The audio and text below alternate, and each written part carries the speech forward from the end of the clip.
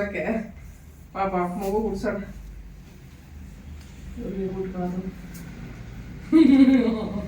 ನಾ ಬೇರೆ ಉಡ್ಸ್ಬೇಕಾದ್ರೆ ಉಡ್ಸಕ್ ಬರಲ್ಲ ನಮಗೆ ಉಟ್ಕೊಳ್ಳೋದಾದ್ರೆ ಉಡ್ಸ್ಬೋದು ಪಿನ್ ಎಲ್ಲ ಮಾಡಿದ್ರೆ ಚೆನ್ನಾಗಿರೋದು ಪಿನ್ ಮಾಡೋಕ್ಕಾಗಲ್ಲ ಟೈಮಲ್ಲಿ ಸಾಕ್ಬಿಡು ಬಾ ರಾಡ್ಬಾಕು ಹುಷಾರು ಎಲ್ಲ ಇರೋಗಳ ಕಸರ ಮುಚ್ಕೊಂಡು ಬರ್ತಾ ಇದೆಯಾ ನಾವು ಮೊಸರನ್ನ ಎಡೆ ಹಾಕ್ಬಿಟ್ಟು ದೇವ್ರ ಮುಂದೆ ಪೂಜೆ ಮಾಡ್ತೀವಿ ಸೊ ಆ ಪೂಜೆ ಮಾಡಾದ್ಮೇಲೆ ನಾವು ಊಟ ಮಾಡೋವಂಥದ್ದು ಸೊ ಸಾಯಂಕಾಲ ಆಗ್ಬಿಡ್ತಾ ಇತ್ತು ಸೊ ಆ ಟೈಮಲ್ಲಿ ಏನಾಗ್ತಿತ್ತು ಅಂದರೆ ಆಲೂಗಡ್ಡೆ ಪಲ್ಯ ಸ್ಪೆಷಲು ನಮ್ಮ ಮನೇಲಿ ಬೇಗ ಖಾಲಿ ಆಗ್ತಾ ಇದ್ದಿದ್ದು ಅದು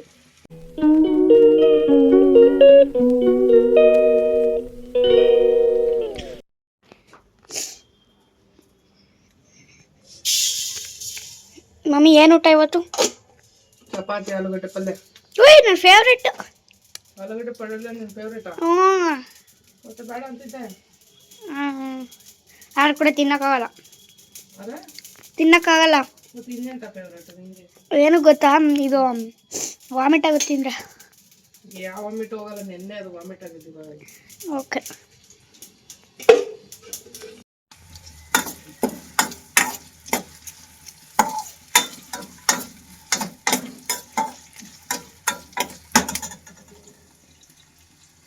ಆಲೂಗಡ್ಡೆ ಬೇಯಿಸಿಟ್ಕೊಂಡಿದೆ ಸೊ ಈಗ ರೆಡಿ ಇದೆ ಸಾಂಬಾರು ರಾತ್ರಿ ಕುದಿಸಿಟ್ಟಿದೆ ಚಪಾತಿ ಹಿಟ್ಟು ಕಲಸಿ ಇಟ್ಟು ಹೋಗಿದ್ರು ಬಟ್ ಯಾಕೋ ತೆಳ್ಳಗಾಗಿತ್ತು ಹಂಗಾಗಿ ಇನ್ನೊಂದು ಸ್ವಲ್ಪ ನಾನು ಹಸಿಟ್ಟು ಹಾಕ್ಬಿಟ್ಟು ಕಲಿಸ್ದೆ ಇವಾಗ ಗಟ್ಟಿ ಆಯಿತು ಸೊ ಗಟ್ಟಿ ಆದರೆ ಮಾತ್ರ ಹೊಸಕ್ಕಾಗೋದು ಈಸಿಯಾಗಿ ಇಲ್ಲಾಂದ್ರೆ ತೆಳ್ಳಗಿತ್ತು ಅಂದರೆ ಬರೀ ಪೌಡ್ರ್ ಹಾಕಿ ಅದು ಇದಾಗ್ಬಿಡುತ್ತೆ ಅಷ್ಟೇ ಸಾಂಬಾರು ಕುದಿಸಿಟ್ಟಿದ್ದಾರೆ ನೈಟು ಹುಳಿ ಸಾಂಬಾರು ಮಾಡಿದ್ದೆ ಆ್ಯಕ್ಚುಲಿ ನೆನ್ನೆ ವೀಡಿಯೋ ಮಾಡಲೇ ಇಲ್ಲ ನಾನು ದಿನ ಏನು ವೀಡಿಯೋ ಮಾಡೋದು ಅಂತ ಹೇಳ್ಬಿಟ್ಟು ನೆನ್ನೆ ವೀಡಿಯೋ ಮಾಡೇ ಇಲ್ಲ ಅದಕ್ಕೆ ಸಾಂಬಾರು ಮಾಡಿರೋದನ್ನ ತೋರಿಸಿಲ್ಲ ಆ ವೀಡಿಯೋದಲ್ಲಿ ತರಕಾರಿ ಹಾಕ್ಬಿಟ್ಟು ಸಾಂಬಾರು ಮಾಡಿದೆ ಸಿಕ್ಕಾಪಟ್ಟೆ ಚೆನ್ನಾಗಿತ್ತು ಟೇಸ್ಟು ಬಟ್ ಪೂರ್ತಿ ಇದಾಗಿದೆ ಅವನಿಗೆ ನಿನ್ನೆ ವಾಮಿಟಿಂಗ್ ಆಗಿಬಿಟ್ಟಿತ್ತು ಹಂಗಾಗಿ ಅವ್ನು ಊಟನೇ ಮಾಡಿಲ್ಲ ನೆನ್ನೆ ವಾಮಿಟಿಂಗ್ ಆಗಿರೋದು ಒಳ್ಳೇದೇ ಒಂದು ಕಡೆ ಸೊ ಒಂದು ಬಿಡು ಅಂತ ಹೇಳ್ಬಿಟ್ಟು ಸುಮ್ಮನೆ ಅದೇ ಒಂದಿನ ಊಟ ಮಾಡಿಲ್ಲ ಅಂದರೆ ಸ್ವಲ್ಪ ಅವನು ಇದಾಗುತ್ತೆ ಬಟ್ ಜ್ಯೂಸ್ ಎಲ್ಲ ಕೊಡ್ತಾಯಿದ್ದೆ ಕುಡಿತಾ ಇದ್ದ ಸೊ ಜ್ಯೂಸಿಂದಲೇ ನೆನ್ನೆ ಸ್ವಲ್ಪ ಬೆಟರ್ ಆಗಿದೆ ಸಿಕ್ಕಾಪಟ್ಟೆ ವಾಮಿಟ್ ಮಾಡ್ಕೊಂಡ ಏನು ತಿನ್ಬಿಟ್ಟು ಹಂಗೆ ಮಲ್ಕೊಂಡ್ಬಿಡುತ್ತೆ ಸ್ವಲ್ಪನೂ ಓಡಾಡಲ್ಲ ಮಾಡಲ್ಲ ಏನು ಮಾಡೋಣ ಹಾಯ್ ಹಲೋ ಗುಡ್ ಮಾರ್ನಿಂಗ್ ಏನೋ ತುಟಿ ಮೇಲೆ ಗಾಯ ಆಗ್ಬಿಟ್ಟೈತೆ ಆಗ್ತೈತೆ ಹೀಟ್ ಜಾಸ್ತಿ ಆದರೆ ತುಟಿ ಮೇಲೆ ಗಾಯ ಆಗುತ್ತೆ ಏನು ತೋರಿಸೋದು ನೀನೇನೋ ಮಾಡಿದ್ಯಾ ಕಚ್ಕಿಸ್ಬಿಟ್ಟ ಏನೋ ಅಂತ ಡೌಟ್ ಆಯ್ತೈತೆ ನನಗೆ ಹ್ಞೂ ಕಚ್ಬಿಟ್ಟಿದ್ರೆ ಏನು ಮಾಡ್ತೆ ಆಮೇಲೆ ಮಲಗಿದಾಗ ಈಗ ಯಾರೋ ಮಿಸ್ ಆಗ್ಬಿಟ್ಟು ಬೇರೆ ಅಂದ್ರೆ ಕಾಲ ಕೈ ರಬಾ ಅಂತ ರುಕ್ತನ್ಗಳಪ್ಪ ದೇವ್ರೆ ಮಲಗಿರೋವಾಗ ಏನು ಗೊತ್ತಾಗಲ್ಲಪ್ಪ ಈ ಮಗುಗೆ ಅಷ್ಟು ಇದು ಮಾಡ್ತಾನೆ ಅಂದರೆ ಚೆನ್ನಾಗಿ ಓಡಾಡ್ಕೊಂಡು ಸುಸ್ತಾಗಿದ್ರೆ ಏನು ಮಾಡ್ತಾನೆ ಗೊತ್ತಾ ನಮ್ದು ಹಾಸಿಗೆ ಬೇರೆ ಚಿಕ್ಕದು ಇಬ್ರು ಮಲ್ಕೊಳಕ್ಕೆ ಜಾಗ ಸಾಕಾಯ್ತಲ್ಲ ಹೊಸದು ಒಂದು ಹಾಸಿಗೆ ಮತ್ತು ಮರದೊಂದು ಮಾಡಿಸ್ಬೇಕು ಅಂದ್ಕೊಂಡಿದ್ದೀನಿ ಮಂಚನ ಮಾಡ್ಸೋದ ಥರದ ನೋಡೋಣ ಸ್ವಲ್ಪ ಈ ಮನೇಲಿ ಅಲ್ಲಿ ಬೆಡ್ಗೆ ಜಾಗ ಸಾಕಾಗ್ತಾ ಇಲ್ಲ ನೋಡ್ಬೇಕು ಏನಾಗುತ್ತೆ ನೆಕ್ಸ್ಟ್ ಅಂತ ಬಟ್ ಒಂದು ಬೆಡ್ಡು ಒಂದು ಮರದ ಮಂಚ ತಗೊಳ್ಳೇಬೇಕಪ್ಪ ಅವನು ದೊಡ್ಡವನಾಗಿದ್ದಾನೆ ಆಮೇಲೆ ನನಗೂ ಅಕ್ಕಪಕ್ಕ ಒಳ್ಳೋದಕ್ಕೆ ತುಂಬ ಕಷ್ಟ ಆಗ್ತಿದೆ ಸಾಕಾಗ್ತಾ ಇಲ್ಲ ಚಿಕ್ಕದು ಇವಾಗ ಒಂದು ತಾಯಿ ಒಂದು ಮಗು ಚಿಕ್ಕ ಮಗು ಮಲಗೋ ಅಷ್ಟೇ ಜಾಗ ಇರೋದು ಆ ಬೆಡ್ಡಲ್ಲಿ ಇಬ್ರು ಅಡ್ಜಸ್ಟ್ ಮಾಡ್ಕೊತಾರೆ ಇಬ್ರು ಡುಮ್ಮಣ್ಣಗಳಾಗ್ಬಿಟ್ಟಿದ್ದೀವಿ ಏನು ಮಾಡೋದ ಸಾಕಾಗ್ತಾರೆ ಇಲ್ಲ ಜಾಗ ಸೊ ಅದಕ್ಕೆ ನೆಕ್ಸ್ಟ್ ಪ್ಲಾನಿಂಗ್ ಮಾಡಬೇಕು ಆಲೂಗಡ್ಡೆ ಪಲ್ಯ ಒಗ್ಗರಣೆ ಹಾಕ್ಬಿಟ್ಟು ಮಿಕ್ಕಿದ ಕೆಲಸ ಆದಮೇಲೆ ಇನ್ನೇನಾದ್ರು ಹಾಕ್ಬೇಕಾ ಉಪ್ಪು ಹಾಕ್ಬೇಕು ಅನ್ಕೋತೀನಿ ಮರೆಗುಳಿ ಬೇಕಲ್ಲ ಕೈಗೆ ಸಿಗ್ತಾ ಇದೆ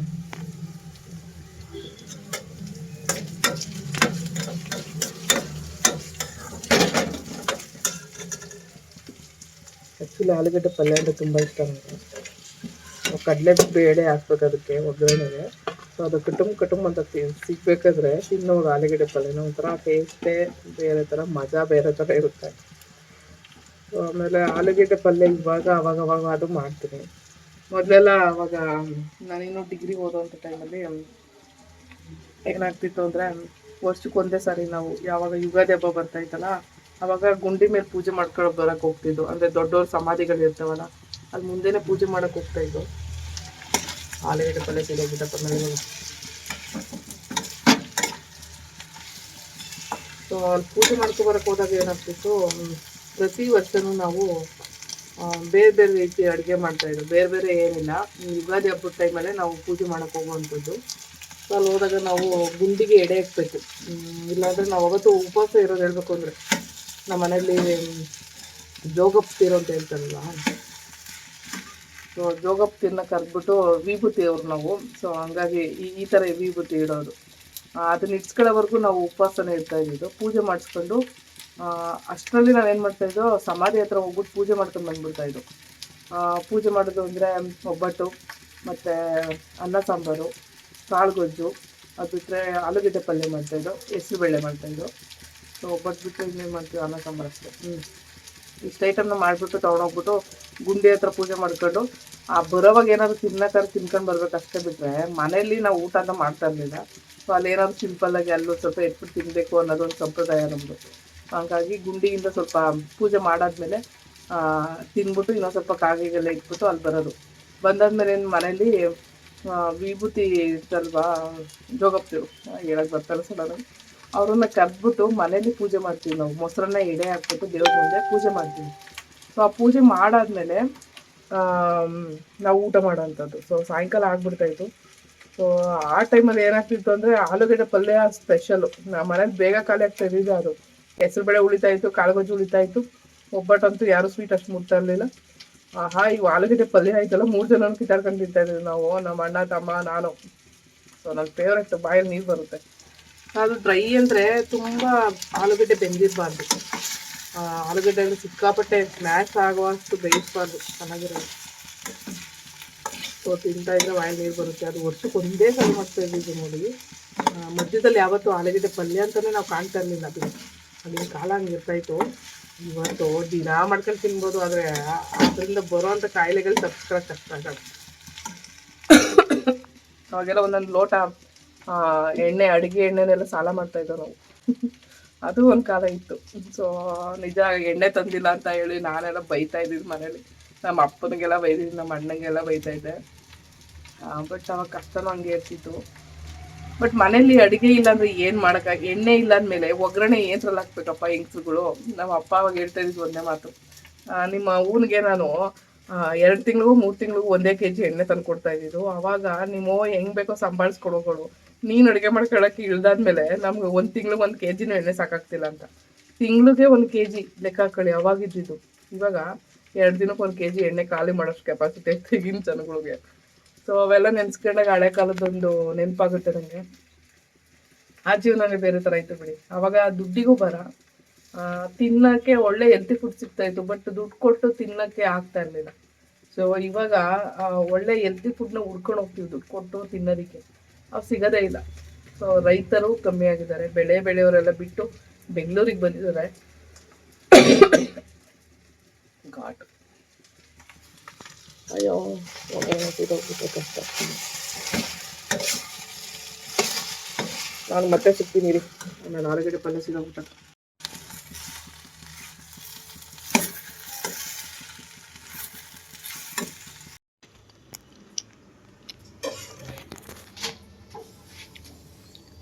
ಮಮ್ಮಿ ಚಪಾತಿ ಮಾಡ್ತಿದ್ದೆ,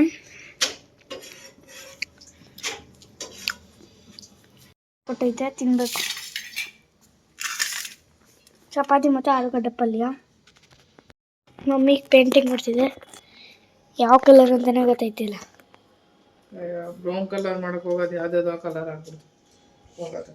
ನೋಡಿ ಎಲ್ಲ ಮಾಡಿ ನೋಡಿ ಎಲ್ಲ ಮಾಡಿ ನೆಟ್ಟಾಗಿದೆ. ಅದಕ್ಕೆಲ್ಲದಕ್ಕೂ ಒಂದೊಂದು ಸೈಜ್ ಇರುತ್ತೆ. ಇದು ನೋಡಿ ಇನ್ನು ಪೇಂಟ್ ಹೋಗಿಲ್ಲ, ನನ್ನ ಕೈಗಾಗಿಲ್ಲ ಬಿಡಿ. ಪೇಂಟ್ ಒಣಗಿಲ್ಲ. ಗ್ಲೌಸ್ ಹಾಕೊಂಡು ಮಾಡ್ತಾಯಿದ್ದೆ.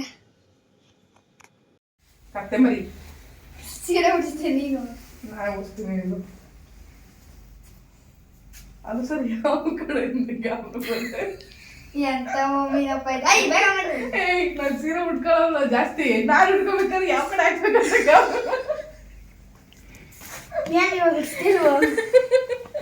ಈ ಕಡೆ ನನಗೆ ಬರೋದು ಗೊತ್ತು, ಆದ್ರೆ ಈ ಗಂಟೆಲ್ಲ ಹಾಕೋಬೇಕು ಗೊತ್ತಾಯ್ತಾ ಇರೋ ನನಗೆ ರೈಟ್ ಸೈಡ್ ನಿಂಗೂ ಕರೆಕ್ಟಾಗಿ ಬರೋದು ಬಿಡು. ಎತ್ತು ಮೇಲೆ ಕಟ್ಕೋ ಹಂಗೆ.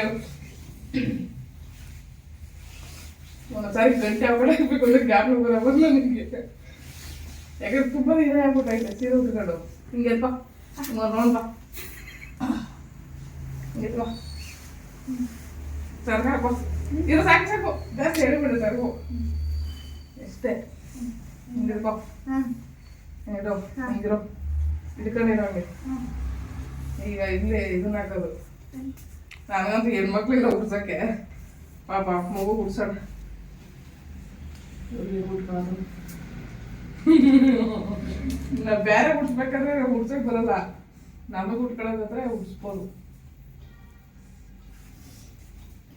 ಇದೊಳ್ಳೆ ಸ್ಯಾರಿ ಚುಚ್ಚಿ ಮಾಡ್ತಾರೆ. ಚುಚ್ಚಲ್ಲ, ಹೊಸ ಸೀರೆ ಅಲ್ವಾ, ಅದಕ್ಕೆ ಹಂಗೆ ಆಡಿಸ್ತಾ ಇದ್ವಿ. ಏನೋ ಪೂರ್ವಿ ಇರೋ ಬರೋ ನರಿಗೆ ಎಲ್ಲ ಇಲ್ಲೇ ಬೀಳ್ತವೆ, ನಮಗೆ 4 ನರಿಗೆ ಬೀಳಲ್ಲ. ಹಾಂ, ಸಣ್ಣಗೈತೆ ಪಾಪು, 0 ಫಿಗರು. 0 ಫಿಗರು, ಇವಾಗ ಏನು ಮಾಡಬೇಕು? 0 ಸೈಜು, 0 ಫಿಗರು, 0 ಸೈಜ್. ಒಪ್ಪ ಅಪ್ಪ ಅಪ್ಪ, ಏನಪ್ಪ ನರಿಗೆಗಳು ಇಷ್ಟೊಂದಿದ್ದಾವೆ. ಅಪ್ಪ ಇನ್ನು ಮೇಲೆ ಕೆಳಿಯಪ್ಪ ಸ್ವಲ್ಪ, ಒಡೆ ನೇತಾಡ್ತೈತೆ, ಸ್ವಲ್ಪ ಮೇಲೆ ಕೆಳಕೋ. ಹಾಂ, ಹಂಗೆ ಎಳ್ಕೊಂಡು ಸಿಕ್ಕಾಕೋ ಸ್ವಲ್ಪ. ಆಮೇಲೆ ಸರಿ ಸಿಕ್ಕಾಕೊಂಡು ಹೋಗ್ಬಿಟ್ಟೋಗ್ಬಿಟ್ಟು. ಅಯ್ಯೋ ನರಿಗೆಗಳೆಲ್ಲ ಹಿಂಗೆ ಎಳ್ಕೊಂಡು. ನಂಗೆ ಸೀರೆ ಉಡ್ಸೋದಂದ್ರೆ ಬಲೆ ಇಷ್ಟ, ಆದರೆ ಏನು ಮಾಡೋದು, ಯಾರು ಉಡ್ಸ್ಕೊತಾರೆ ಸೀರೆನ. ಸರಿ ಆಯ್ತಾ?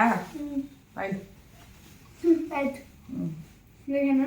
ಇವಾಗ ಹಿಂಗಾಯ್ತಲ್ವ, ಇದನ್ನ ತಕೊಂಡು ಸ್ವಲ್ಪ ತಿನ್ನಕೋಬೇಕು, ಬಟ್ ಸಿಕ್ಕಾಕೋಬೇಕು ಇಲ್ಲಿ ಒಳಗಡೆ ಹಾಕೋ. ಸಿಕ್ಕಾಕೋ ಒಳಗಡೆ ಹಿಂಗೆ. ಆಮೇಲೆ ಹಿಂಗಾಯ್ತಾ?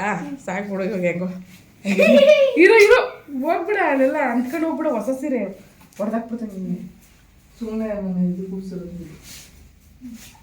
ಟ್ರೈಯಲ್ಲಿಗೆ. ಇವಾಗ ಸರಿಯಾಗ್ತಿಲ್ವಾ? ಏಯ್ ಅಂಕ ಸುಮ್ಮನೆ ಇರಿ.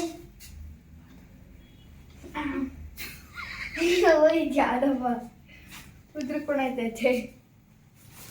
ಏನಪ್ಪ ಒಂದು ಸ್ವಲ್ಪ ನಿಧಾನಕ್ಕೆ ಆಗ್ತೀನಿ, ಸ್ಪೀಡಾಗಿ ಸೀರೆ ಉಡ್ಸೋಕೆ ಕಷ್ಟ ಆಯ್ತೈತೆ.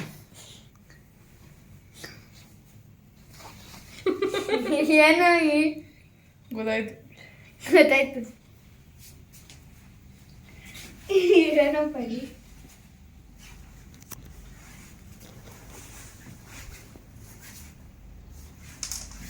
ಇದನ್ನೆಲ್ಲ ಯೂಟ್ಯೂಬಲ್ಲಿ ಹಾಕ್ತಾ ನಿನ್ನ ಜೊತೆ ಮಾತಾಡ್ಸ್ಕೊಳ್ತಿಲ್ಲ.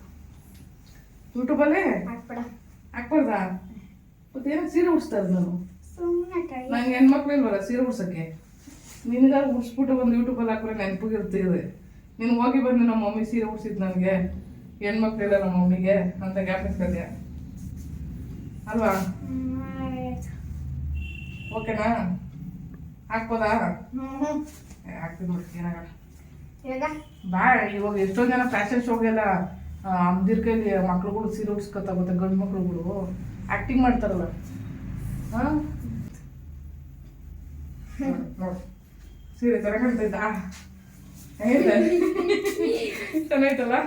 ಬೈಲಿ ಬೈಲಿ, ಹಂಗೆ ಬಾ, ತಿರುಗು ಹಿಂಗೆ ಒಂದು ಸ್ವಲ್ಪ ತಿರುಗು.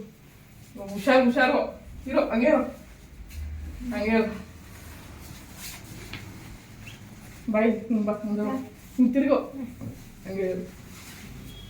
ಅಯ್ಯೋ ಗೊತ್ತಾಯ್ತು ಸರಿಗೂ ಇಲ್ಲೊಂದು ಪಿನ್ ಆಗ್ತದೆ ಇದು.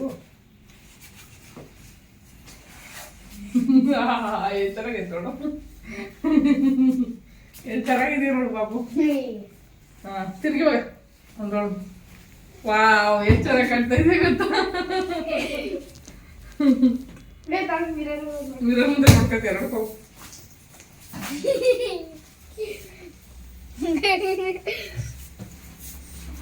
ಇದೆ ನೋಡಿ, ಬಿಚ್ಚ ಸ್ಟೈಲ್ ನೋಡ್ರಿ.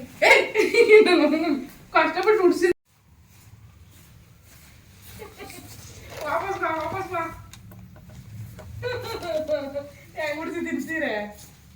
ಪಿನ್ ಎಲ್ಲ ಮಾಡಿದ್ರೆ ಚೆನ್ನಾಗಿರೋದು, ಪಿನ್ ಮಾಡೋಕ್ಕಾಗಲ್ಲ ಟೈಮಲ್ಲಿ. ಸಾಕ್ಬಿಡು, ಬಾ ರಾಡ್ಬಾಕು. ಹುಷಾರು, ಎಲ್ಲ ಇರೋಬ್ರ ಕಸರ ಮುಚ್ಕೊಂಡು ಬರ್ತಾ ಇದೀಯಾ? ಹಾಂ ಹೆಂಗೈತೆ? ಬಿಚ್ಚನಾ? ಹಾಂ ಸ್ಯಾರಿ ತುಂಬ ಚೆನ್ನಾಗಿದೆ, ಆದರೆ ಕಲರು ಸಿಮೆಂಟಿನ್ ಕಲರ್ ಬರುತ್ತೆ ಇದು. ಬಟ್ ಬೇರೆ ಬೇರೆ ಬಾರ್ಡ್ರ್ ಬಂದಿದೆ ನೋಡಿ. ಇಲ್ಲಿ ಮೆರೂನು, ಮತ್ತೆ ಇಲ್ಲಿ ನೇರಳೆ ಬಣ್ಣದ್ ಬಂದಿದೆ, ಪರ್ಪಲ್ಲು. ಸೊ